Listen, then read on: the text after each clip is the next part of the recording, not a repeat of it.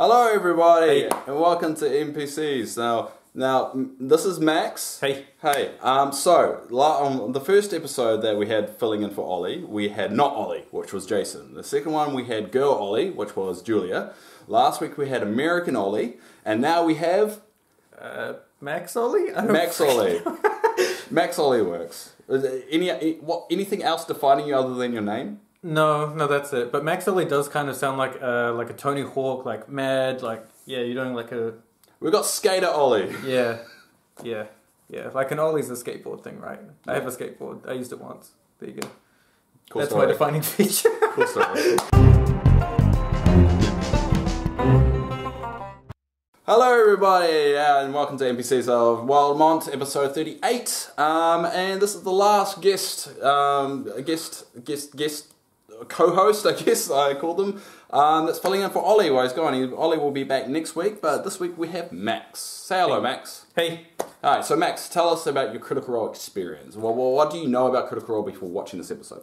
Cool. So this episode being in the second campaign is one that I've been slowly warming up to. The first campaign I was really on board with. I think everyone feels that way. Yeah. People that watched the first one, it feels like that was a lot more established than this one. Yep. And I just think, I don't know what it is, but I think it's just they came in with no expectations, but now they do have expectations, so there's more pressure. Do you feel that? Yeah, I think you've hit the nail on the head there. I think having those expectations and seeing how the players talk and the characters that they represent, seeing something different, Yeah. when I guess a lot of people were kind of hoping for more of what they were familiar with. So Yeah.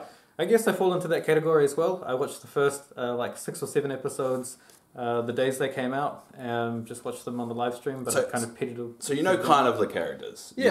Okay. So what we're going to do here, and Max doesn't know this, we're going to run through the episode. Great. He's got no notes, so he's the second one that doesn't have any notes. Nope. American Ollie didn't have any notes either, so it's alright, Skater Ollie. Alright, Thanks. so we start the episode in the jungle, going through to try and find the temple of, you remember the name? Yucatoa. Yucatoa. Yeah. You have to say it real quick. Yucatoa. Like whispers coming out of a dark room as you walk past in a corridor. That's a thing that it's a thing now. Yeah. Yucatoa. Anyway, so they're going through this mysterious jungle with Captain Ivanka, and which we later find out the undead kind of first mate. I think it's the first mate, but this undead bald guy who cleverly is found out by Mr. Clay that he's undead. Did you kind of? Oh, that's the wind. Did you expect him to be undead? Or was this just? You don't know that. I guess you haven't been with the campaign, so that wouldn't be too much of a surprise or shock for you. No. I mean, I wasn't really invested in that character at that point, so I was like, this guy's undead. Okay, that's cool. Seeing the party's reactions, I guess, was really a cool part as well. Yeah. Seeing them kind of like whisper and be like, what are we going to do about it? Are we going to do anything? Maybe it's fine. Yeah, exactly. And that's discovered later on. But as we go, it's kind of like this is a traveling episode to get to the temple. That's basically all this is. So they're just going through the bush, kind of negotiating their way through.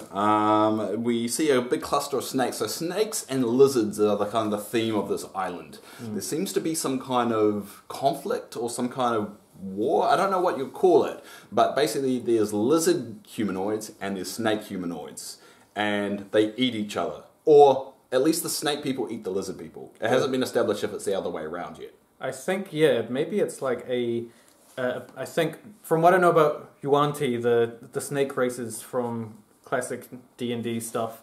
Or bringing out the knowledge. Bring out the Ollie knowledge. has knowledge. One time I read that paragraph in that one book, the Monster Manual. This is the moment that it's actually valuable. My one opportunity. Don't Don't mess it up. Go. I'm screwing it up. Do it. Yeah, so I think the Yuan-ti are basically obsessed with the idea that they have this purity as snake people, and anything else is kind of a curse upon the earth and a blight that needs to be destroyed. So I guess lizard folk fall into this category, and even though they are a sentient race, they go, oh, it's just meat, just hunt and kill it. It's not one of us. Yeah, so it's kind of automatically assumed that these are evil beings. Yeah.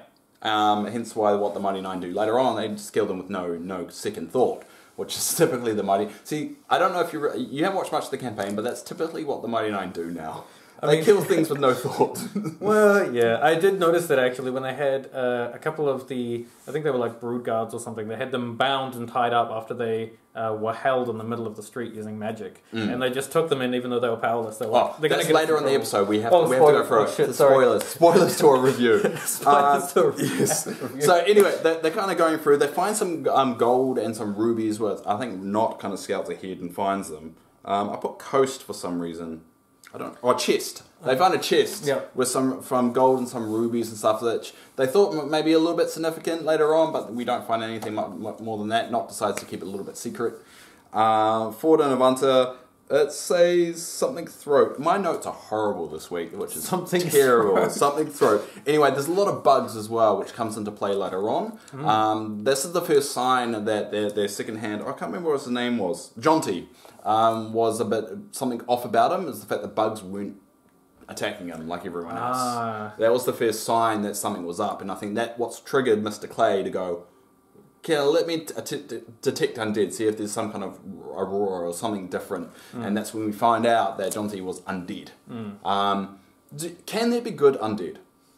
Depending on the universe, yep. I mean, an undead is just something brought back, not in a natural form. Oh, okay. So not into its own... So we don't really know the intentions of Yuan-ti, and Captain Ivanka didn't know they were undead, but she didn't really care. Yeah. I mean, as long as they do the job, it seems like that's what...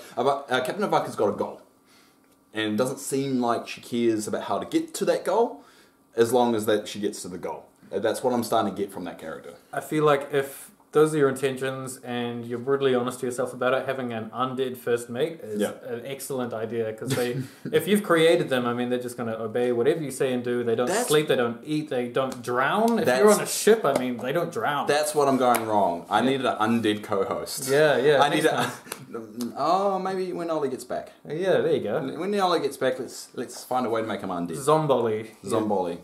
He won't be drinking coffee. At least I have more coffee in the house. That's good. There's a weird moment where Marisha is trying to get him some candy and Matt tells her off. Do you remember that? I'm going to cut to that clip. Okay, good. Then there are the people of scale and fang. The snake folk that exist further in, near this temple. Variations of their strange physical... What are you guys doing over there? Trying to open candy. How about we hold off? Done. How about we hold off for a minute? Congratulations. Sort of my fault. I apologize. And we're back. So I found it interesting because Matt said congratulations. Yep, okay. Why would he tell her to stop eating candy and say congratulations right after? Something's going on. Either she was making a lot of noise, rustling, and... No, something's happened. That she's got rewarded for something, or something great has happened to her. We need to know. Because apparently, that's what people do on social media, is know everything about everyone's deep personal life. Oh, God. I wonder what she did. Is it wrong for me to think, oh, maybe she's pregnant? No, that's wrong. That's wrong. It's like well done. Every time we got pregnant. No, have a candy. Yeah. Doesn't make much sense in hindsight, but yeah, Mersha. Hashtag what candy question mark hashtag candy question mark. I don't know if you can do question marks and hashtags, but I'm trying it out. Well, it's wild. I mean, it's a brave new world. I'm breaking new ground with a question mark and a hashtag. I don't know if that's allowed, but I'm gonna do it. I'm a rebel. Own that. Anyway, so Bo warns Ford about this whole situation and kind of gives some kind of word of advice, because I think the party's really pushing for Ford to be a leader of the group. And I think Ford's a very hesitant leader. Because I think it's more of a Travis thing than an actual Ford thing. Because Travis has always been the background character of Grog. But now you have to be the leader. And that's a little bit different than just being the background character that smashes things. Yeah. How do you feel about Ford, that character being the leader of the group? Do you find Ford to be a leader? I think so. I think he's definitely got the capabilities. Like, he's very well spoken, diplomatic, and quite. I've known a lot of people that are well spoken that are complete muppets. Yeah, but he's cunning every and politician aware. out there. No, don't even get me started. Yeah. And he's perceptive, and he's open to outside ideas as well. So I think he's definitely got leadership qualities. You know, he listens, he's astute, and he's well spoken when they encounter new people. So yeah, totally. Okay, all right, Ford for leader. Yeah. I think Ford needs. I think Caleb's second leader. Okay. Caleb's second leader, but he has taken quite a back seat since Ford's come back because Yeah. they were in prison for a while. Big okay. story. I haven't- Someone died. It's complicated. Okay. it's very sad. It was very sad. Oh god. Anyway, so not and Jester scout forward a bit as well, and they cause a bit of commotion, and they come across some lizard people. And that's when we find out of this kind of lizard-snake conflict. Oh, you see some snake humanoids attacking some lizard people and dragging them off like a hunt. So, what do they call that when a humanoid eats another humanoid? It's not cannibalism because it's obviously not the same race. Is it just hunting at that point? I guess so. If you're a different enough species, there's probably a technical term. There's there. probably a technical term for a humanoid species hunting another humanoid species. I mean, what would you call someone who ate like a monkey or like an orangutan? Other than Cruel? yeah, Mean? yeah. Why would you? I wonder what monkey meat tastes like. I think people probably do in real dire circumstances. Anyway, that's a sad topic. But Yeah, monkey meat. This is why you come to this channel. Conversations about monkey meat. Anyway, getting off topic.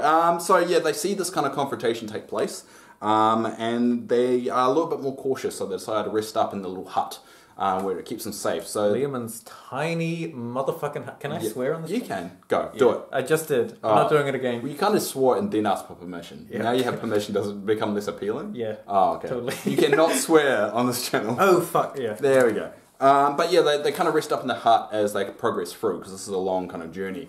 And lizard people kind of come across it, but nothing much happens. That was great, actually. I think one of the things Matt does really well is these traveling sequences. I DM a game, and they've something that I've often had difficulty with making them interesting and engaging. And I think the way that Matt has done this with the insects as that clue about Geppetto, Yuan-ti.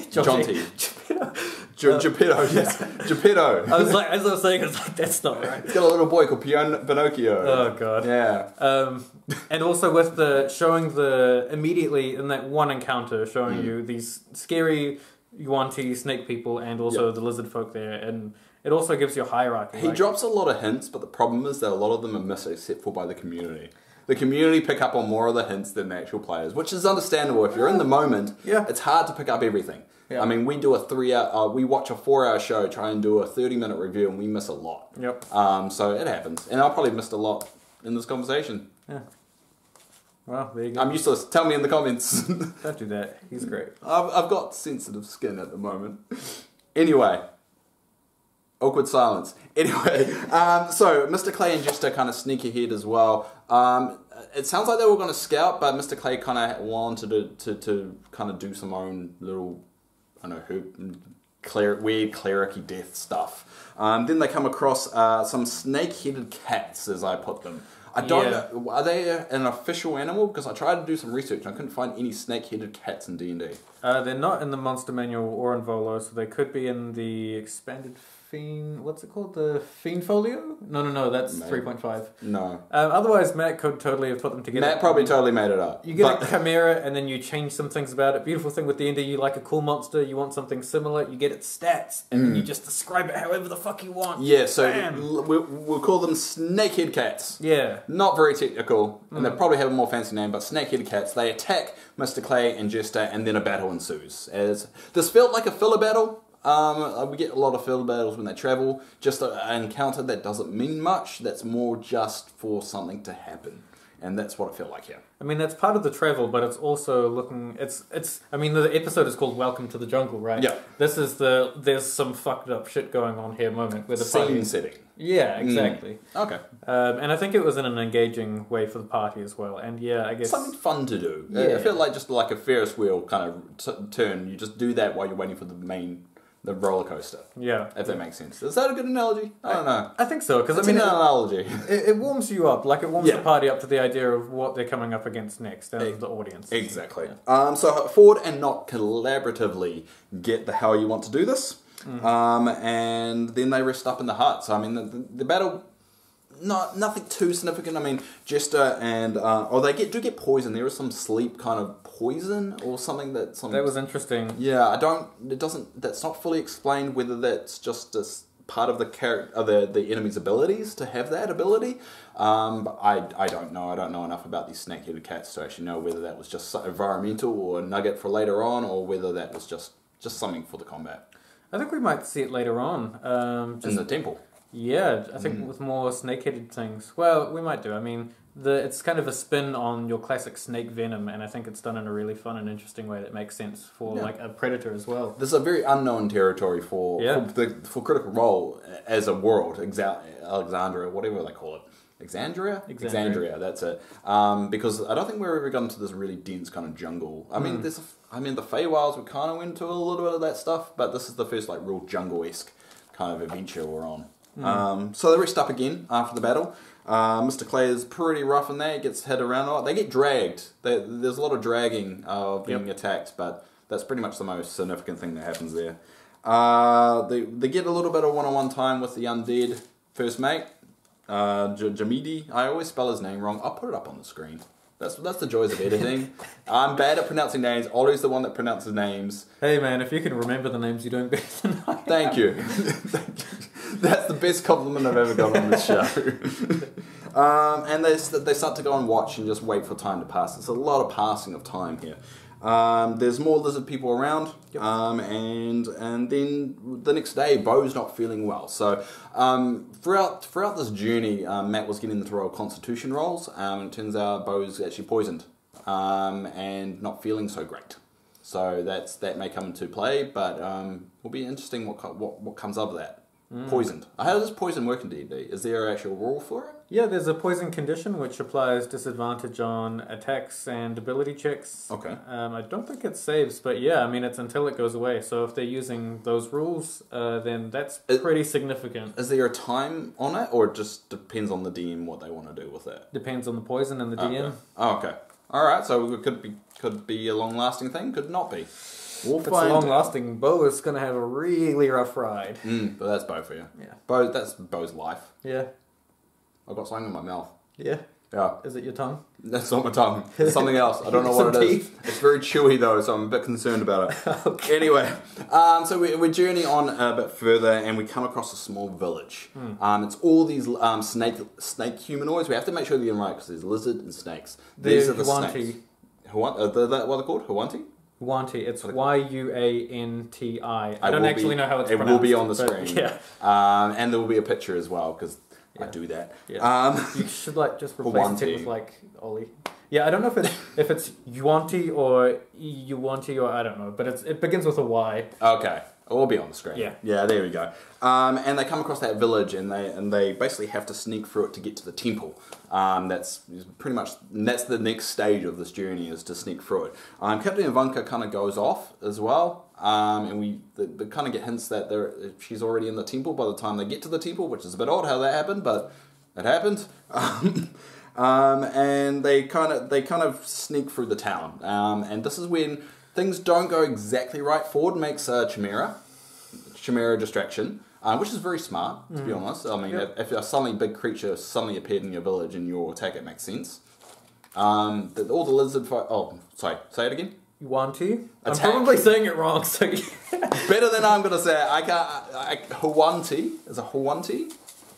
I think it's Yuan-ti? Yuan-ti. It could be... I don't know. Yuan-ti. I'll put it on... I kind of like that. It gives it kind of a Hispanic sound. Yuan-ti. They kind of make this chimera that they were previously battled, and it distracts the majority of the town as they kind of sneak through. Doesn't go to order according to plan. They kind of get caught a couple times. They manage to just kind of pull those NPCs into a hut, kill them. As they do, just because they were in the way, essentially. Well, they seemed call evil. For help. They did call for help, but would you call for help in that situation? Well, I think the threat was, even though they were bound, that as soon as they walked away, they were going to go. Yeah. So let's assume they're evil just so we can sleep at night. I mean, we've seen them just murder and eat people on the way there. So that's very, very true. If we're going to generalize, they're murderish. Yeah. Murderish, evil characters. Yuan-ti. Half a tick. Yuan-ti. Yeah. So Ford kills one of them because the two of them, the two guards, kind of spot them. Bo, Caleb, and Nock collaboratively kill the other. And then they kind of then gun it to the temple. But they are disguised as snake people, but it's obviously not working for them at all, and they kind of gun to that temple. Oh, I love a good disguise. I've heard a great quote that every time I hear a party in D&D talking about a disguise or sneaking in somewhere, I always think of this, which is that no plan survives interaction with the party. So yes. It sounds especially great. this group. Yeah, and then this group. And then suddenly we're snake people walking through town trying to do snake sounds, and then oh no, they figured out we're not snake people. Yeah, pretty much, and that's what happens. Yeah. They don't, but luckily the majority of the village is distracted by all this commotion. They managed to continue on to the temple, managed to take out a few more guys that were guarding or in the way, but they managed to finally get in the temple where they're actually aiming to be of Yucatoa, the temple of Yucatoa. Yeah, they get chased off by, I think Matt has been hinting that there are bigger and scarier things the whole way through. And yes, there's going to be a boss battle in this temple. This plays into exactly the idea of Yuan-ti being like obsessed with purity of their bloodline. So there's a really cool, if you have Volo's Guide, there's a really cool character. There's a really cool creature called Yuan-ti Anathema, I think. And essentially it's like this 7-headed snake queen who's called herself goddess and has dominion over everyone else, and everyone else like bows down and thinks that she's the purest bloodline. Everything else is just kind of, the lower down the bloodline chain you are, the further you are out and away from this kind of central body. So they're racist. Yeah, in a way. Yeah. Okay, but how do they become less Huante? Do they mate with other beings? I don't know. How do you become less of a bloodline if you mate with your own species? You can't. You'll be the same bloodline. So they'll have to mate with other things like lizard people and stuff. If you don't interbreed, you'll be lower down the food chain. That's what we've learned. We're two white guys doing this. You realise that? Yeah. That's not going to go down well at all. And we're not even cousins. Anyway, let's move on. Anyway, in the temple, Not's looking for traps, and as Not does find some traps, able to disable it, but then they find a little. They see really creepy kind of for around the fountain. And there's 4 kind of guys, and then Not looks for traps again, rolls 11, so they think they're successful, but they accidentally trigger something, and then they fall through, and that's where the episode ends. Well, they see a big scary dude, don't they, at the very end? I think by the fountain, right?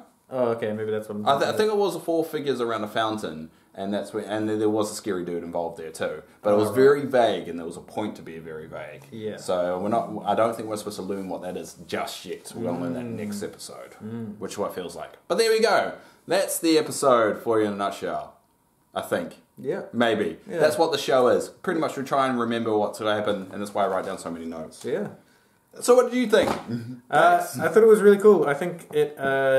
The travel scene at the start was really cool. I think there was kind of a lull for me towards the middle. But again, Matt does this really, really well, and the party plays along really well with describing ways that the party can sneak in once they have an entrance they can go by or options. So he gives them hints that makes it clear, and then they follow through with a plan. At some point, the plan goes wrong, as it is bound to do, and then this kind of chaos happens. So it made a really cool cliffhanger, so I really like the end. The real idea. I did too, and I think it was a good kind of, it felt like a very in-between episode. They were going from point A to point B. It's travel. And it's just travel, and you kind of have to do the travel in order for the next chapter to begin. So that's what we're doing in this episode.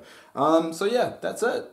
And now we're at the part where we kind of read out the comments from the last video. Oh, yes. That Max didn't even know existed until I told him. But I'll go first while Max finds that. I'm going to read out 2 comments. You can read out 1. Okay, if you read mine, I'm going to have to take long. Yeah. You just go for it. I'll go for it. This was a Pokemon one. Oh, wait. I should jump to Ollie's. Ollie hasn't sent me anything by this point of us filming this, so hopefully he has. By the time I ask him, I completely forgot. But here's a clip of Ollie, or it's me. Don't know which one it's going to be at this point, but we're going to cut to it. No. You just go, here's a video of Ollie. Cut. No. Here's a video of me. Cut. And then when you know, it's either going to be Ollie or it's going to be a Paramore song. So it's either because when I was living with Ollie, he played Paramore all the time. Okay. He always played it from his room. So it's either going to be Ollie or Paramore. You're about to find out. Here we go. Hey Multiverses, it's Ollie coming at you from Kyoto, Japan. This is my last night in the country. I'm heading off tomorrow, and man, trip of a lifetime. It's been unbelievable. There's so many words that I can't even think of to describe this experience. I'll be back in like couple of days. Flying out tomorrow night and then arrive Thursday afternoon, which is like Wednesday, Friday, something for you. Yeah, just looking forward to be back on the multiverse, and got lots of stories for the podcast and that kind of stuff. So I hope you guys are just, living your lives and enjoying them, and I will be back to see you guys soon. So peace out, love, and all that wonderful stuff, wherever you are. And we're back. Ain't it fun? Yeah. That's the song it's going to be. If it is.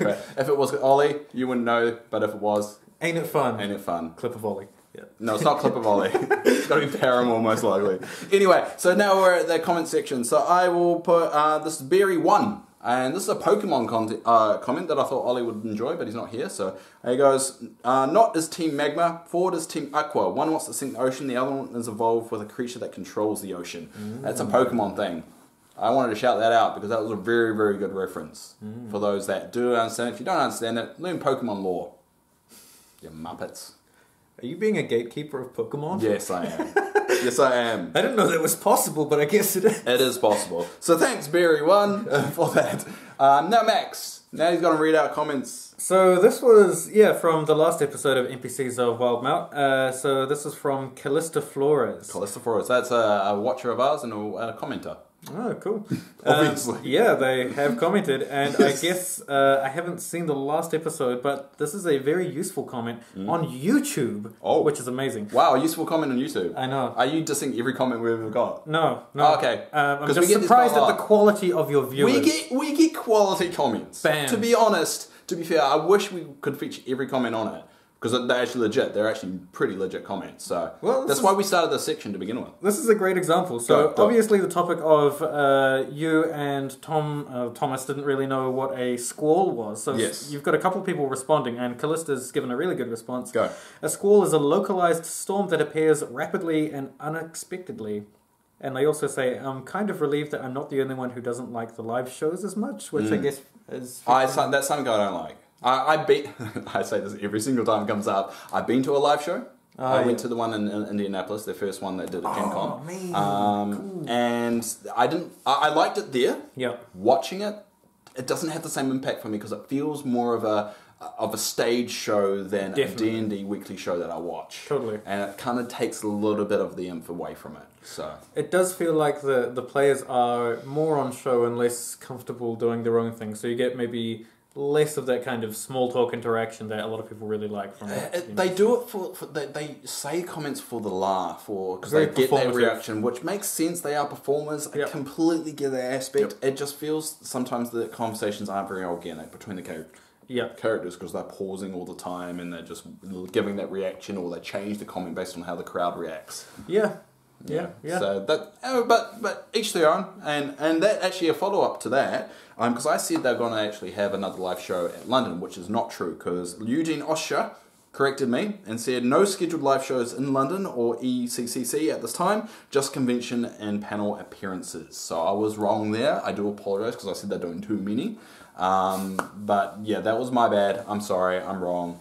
Please be nice to me in the comments because I'm very sensitive. Apparently, last week I had a go, and I'm not going to repeat it here, but I've been going through a few personal things, and I threatened to quit the channel because of someone's joke comment that I took too seriously. So I do apologise. You know who you are. I'm sorry. No intention. I'll try and do better next time, but don't try and quit an addiction and have a lot of stress on you. Let's just say that. Be kind to one another. Yes, there we go. So thank you all for watching NPCs. Thanks, Max, for coming on. I have to fire you at this point, because I fired every single one when we get to this point. Okay. So can you do something offensive so I can fire you? Can I just be fired? No, that's not how it works. Okay, you're fired for even asking that question. You're fired for just being lazy and to get fired, all right? You're fired for just being lazy and you're firing. Okay. Good job. Anyway, thank you all. Sure. Ollie will be back next week. So finally we'll be getting Ollie back. So thank you for all being so patient and having like the show would normally just stop if you guys went out there encouraging us to keep going and just being receptive to everyone that's come onto the show, even if you may not like the guest. It actually is a nice way of getting different perspectives and a different kind of attitude towards Critical Role. And we it's the get show we love. Fired at the end of it anyway. Yeah. So. Also, I want to brag about this because I meant to show this in the last show. That's my Vex figurine. Is that gonna? It'll show up, but everyone knows what it is. Yeah. And one day we're going to build that up on the new set because we are moving to a new set soon. So hopefully you'll be able to see that nice and clear. But thank you everyone. Leave a comment down below if you want to be featured next time. Love and support the show if you can. Thanks to all our Patrons. You guys are awesome. And just thanks for just watching us and putting up with my ugly mug every week. And this one for this week. So thank you. And someone's coming home. So this is a perfect time to end the show. Sweet.